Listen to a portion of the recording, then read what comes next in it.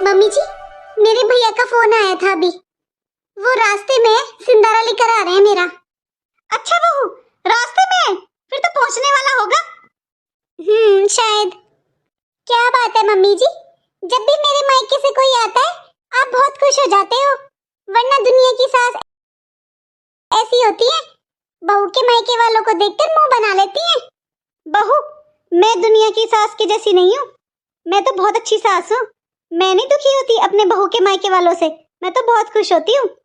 हाँ मम्मी जी, वो तो दिख रहा है। बहू, अपने पापा जी को फोन कर दे, वो जल्दी से नाश्ता पानी का सामान ले आएंगे। मम्मी जी, पापा जी को फोन आप कर दो, मुझे थोड़ा काम है।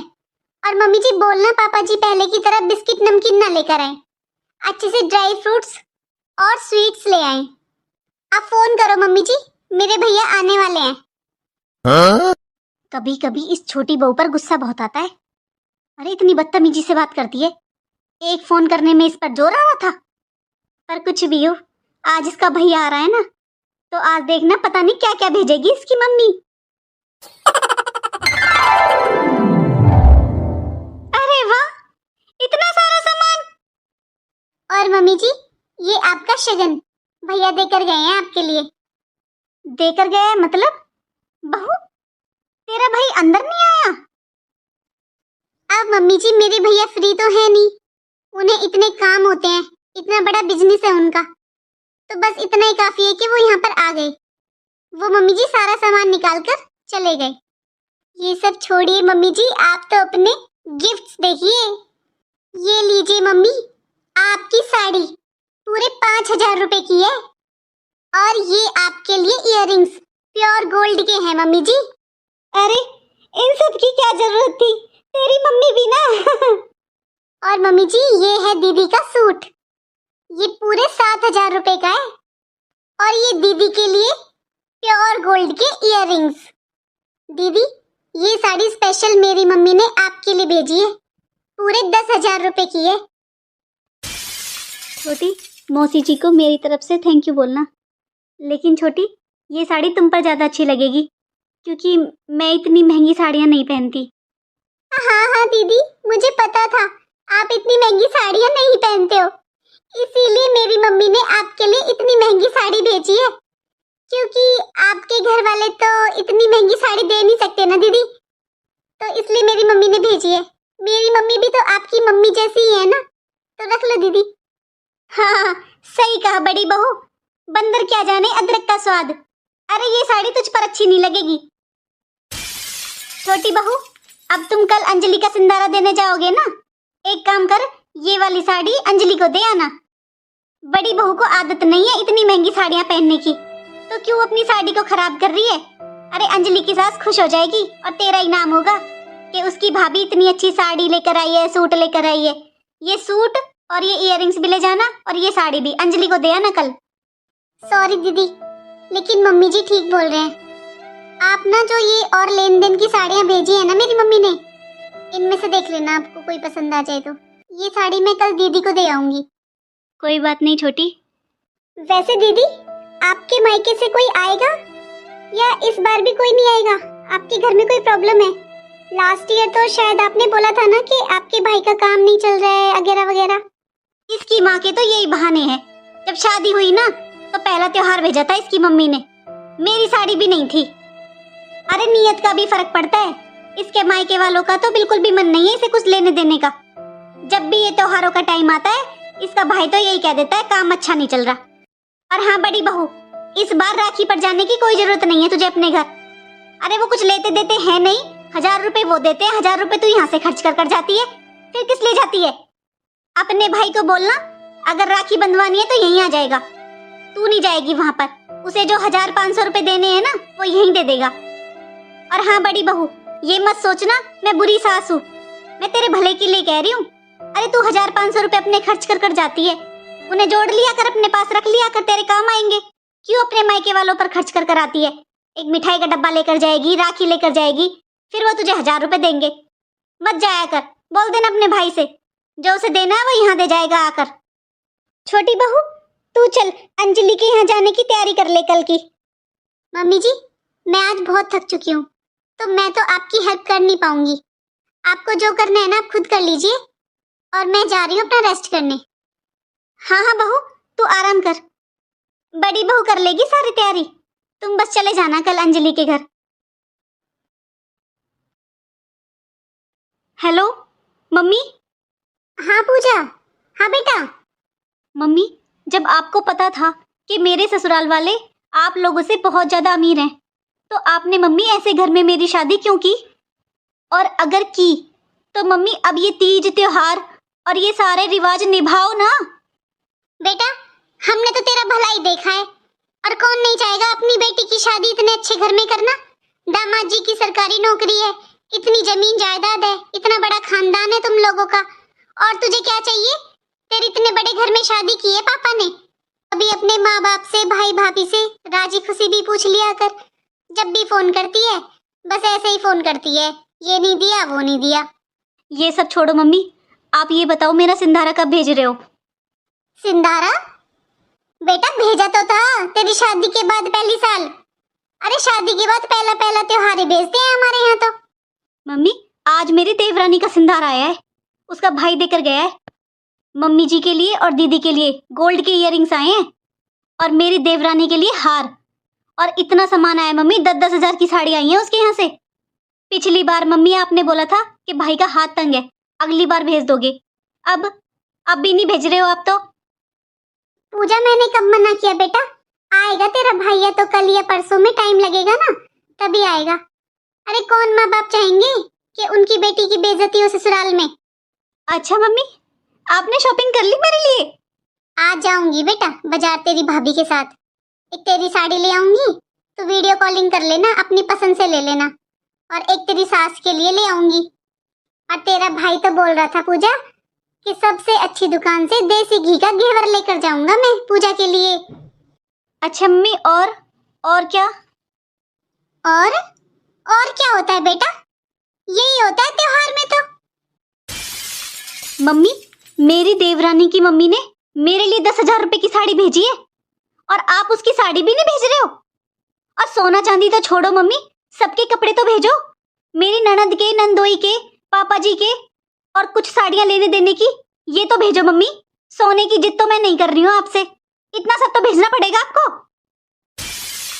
पूजा, तू ही बताती है ना कि तेरी देवरानी के पापा बिजनेसमैन है, और बहुत बड़े बड़े बिजनेस चलते हैं उनके, वो बेटा कुछ भी भेज सकते हैं। और तेरे पिता और भाई प्राइवेट कंपनी में नौकरी करते हैं मामूली सी। मम्मी, आप ये कहो कि भाई की नियति नहीं है देने की, पक्का भाई मना कर रहा होगा। बस यही सुनना बाकी रह गया था तुझसे। अरे क्या नियत नहीं है? तेरे भाई ने अपने हिस्से की जमीन बेचकर तेरी शादी की है।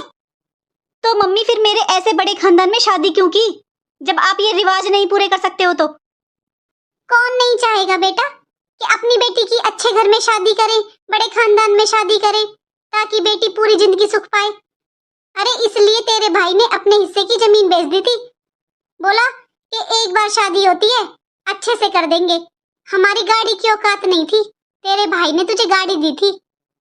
तेरे भाई ने अपने बच्चों के बारे में नहीं सोचा, और बोल दिया कि पूजा की शादी में कोई कमी नहीं होनी चाहिए। एक बार अच्छे घर में शादी कर दो, मेरी बहन पूरी जिंदगी सुख पाएगी। और तू फिर भी अपने भाई के लिए ऐसे बोलती है। मम्मी, मैं जानती हूँ अपने भैया को और अपने पापा को, लेकिन क्या करूँ मम्मी, ये ससुराल वाले दिन रात ताने देते हैं। और जब से देवर जी की शादी हुई है, देवरानी इतना लाती है अपने मायके से, तब से तो मम्मी जी ने मेरा जीना ही मुश्किल कर दिया है। इससे अच्छा तो मम्मी, आपने जो पैसा मेरी शादी में लगाया है ना, वो मेरी पढ़ाई पर लगा देते मम्मी। इस घर में शादी करने के लिए आपने अपनी जमीन बेच दी, मेरी पढ़ाई छुड़वा दी, और उसका क्या नतीजा मिला मम्मी? उसके बदले मुझे मिलते हैं दिन रात ताने, बेइज्जती, अपमान। हाँ बेटा, तू सही कह रही है, हमसे गलती तो हो गई। बस तेरे पापा जी ने बेटा तेरा भला सोचा था एक बार अच्छे से शादी कर दे, अच्छे घर में तेरी शादी कर दे, बस तू पूरी जिंदगी सुख पाएगी। लेकिन आज समझ में आ रहा है पूजा, अच्छा घर अच्छे पैसों से नहीं बनता, अच्छे लोगों से बनता है। तो लोगों की सोच भी अच्छी होनी चाहिए। जब तेरे ससुराल वालों ने पहली बार दहेज मांगा था ना, तभी हमें समझ जाना चाहिए था ये लोग पैसे के भूखे हैं।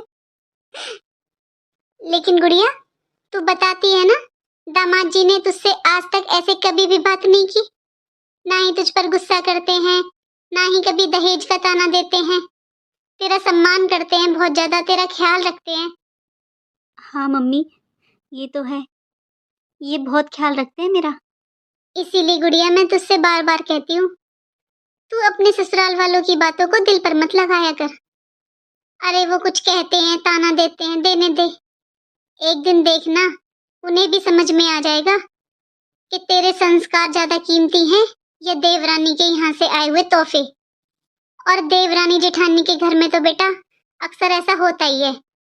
लेकिन बेटा दामाद जी तो बहुत अच्छे हैं ना, वो तेरा ख्याल रखते हैं, तेरा सम्मान करते हैं, और साथ के साथ तेरे माता पिता का भी सम्मान करते हैं। तो बस यही सोच कर बेटा अपनी सास की, ननद की बातों को ज्यादा दिल पर मत लगाया कर। अच्छा, मैं तेरे भाई से बात करती हूँ एक बार, वो कब आएगा तुझे पूछ कर बताती हूँ, वो कल आएगा या परसों आएगा। अब तू अपना ध्यान रखना, ठीक है? ठीक है मम्मी। पूजा, अरे आप कब आए? हाँ अभी अभी आया हूँ। मेरे लिए एक कप चाय बना दो पूजा, अच्छी सी। हाँ जी, आप बस 2 मिनट बैठिए, मैं अभी बना कर लाती हूँ। जब से आई है पूजा, तब से सबका ख्याल रखती है, लेकिन पता नहीं क्यों मम्मी इसे देखकर कभी खुशी नहीं होती है। ये बात मैं खुद भी देखता हूँ। जब से मोहित की शादी हुई है, मम्मी को बस छोटी बहू ही अच्छी लगती है।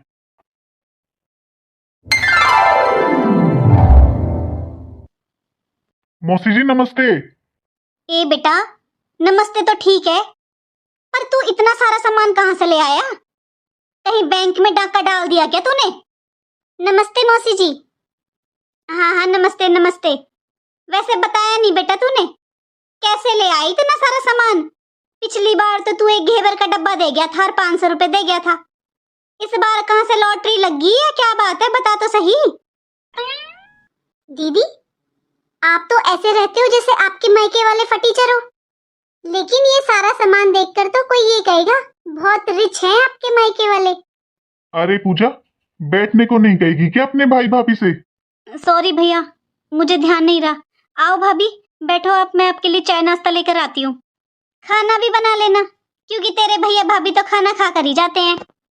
अच्छा दीदी, लेकिन दीदी आपने एक चीज नोटिस की है, मेरे मायके से कोई भी आता है ना तो पानी भी नहीं पीता, क्योंकि मेरे मम्मी पापा बोलते हैं कि बेटी के घर का पानी भी नहीं पीना चाहिए। नेहा बहन, शादी के बाद तुम्हें पहली बार देख रहा हूँ, तो तुम भी मेरी पूजा की तरह ही हो। ये साड़ी और शगुन तुम्हारे लिए। नेहा दीदी, पूजा दीदी हमेशा आपकी तारीफ करती थी कि आप बहुत सुंदर हो। अब तक तो फोन पर सुना था, आज देख भी लिया, सच में आप बहुत सुंदर हो। हो, थैंक यू।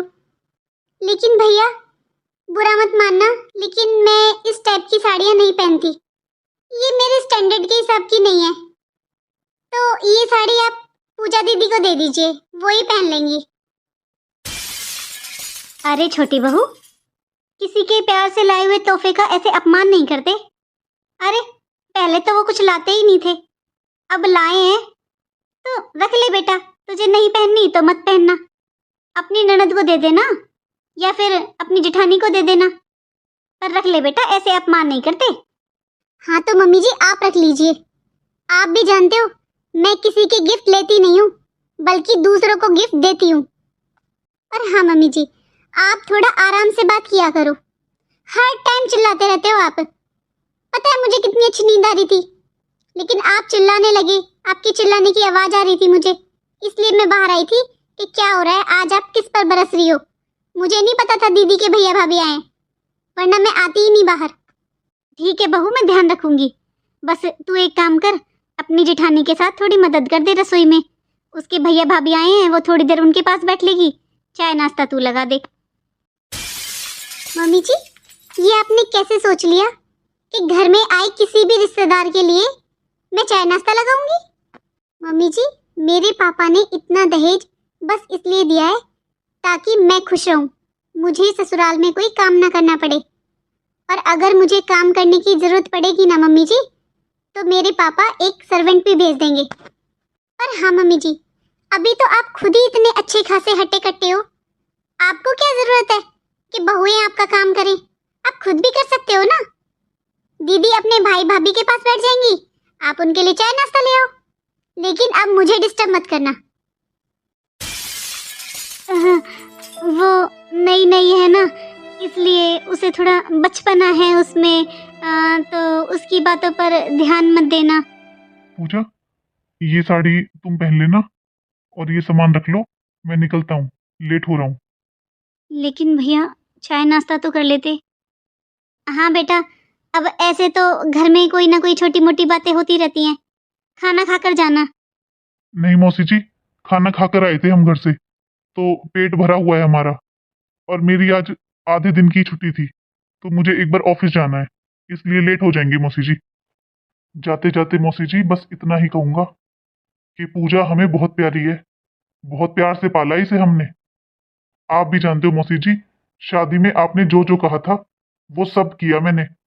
हमारी इतनी हैसियत नहीं है, फिर भी हमने आपकी सारी डिमांड पूरी करी, क्योंकि दामाद जी थे ही इस लायक। अरे आपके खानदान का बहुत बड़ा नाम है, इसीलिए मैं चाहता था कि मेरी बहन की इतने अच्छे घर में शादी हो ताकि वो पूरी जिंदगी खुश रहे। लेकिन मौसी जी, मेरी बहन का इस घर में कोई सम्मान नहीं है। मौसी जी, मैं आपसे वादा करता हूँ कि मैं आपके छोटे बेटे के ससुराल वालों की तो बराबरी नहीं कर सकता, लेकिन मैं मेरी बहन के लिए कोई कमी नहीं छोड़ूंगा। और हाँ मौसी जी, जैसे मेरी बहन आपकी छोटी बहू की बराबरी नहीं कर सकती ना दहेज लाने में, वैसे ही आपकी छोटी बहू मेरी बहन की बराबरी नहीं कर सकती संस्कारों में। मुझे इतना विश्वास है अपनी बहन पर कि कभी भी ये आपको शिकायत का मौका नहीं देगी। हाँ बेटा, तू सही कह रहा है, आज तो सच में मेरी आंखें खुल गईं। छोटी बहू का अभी से ऐसा बर्ताव है तो वो क्या ही हमारा करेगी, क्या करना है इसे दहेज का।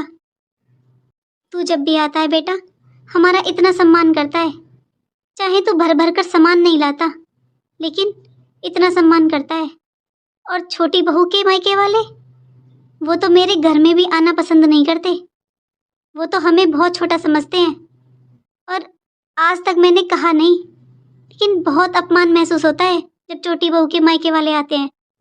पूजा, मुझे माफ कर दे बहू, मैंने हमेशा तुझ में और छोटी बहू में बहुत फर्क किया है, लेकिन अब तक जो हुआ सो हुआ। आज के बाद मेरे लिए मेरी दोनों बहुएं बराबर हैं। और हाँ बेटा, समधन जी को बोलना, उन्होंने अपनी बेटी को जो संस्कार दिए हैं ना, उनकी कोई कीमत नहीं है। आज समझ में आ गया, दहेज से ज्यादा संस्कार कीमती होते हैं।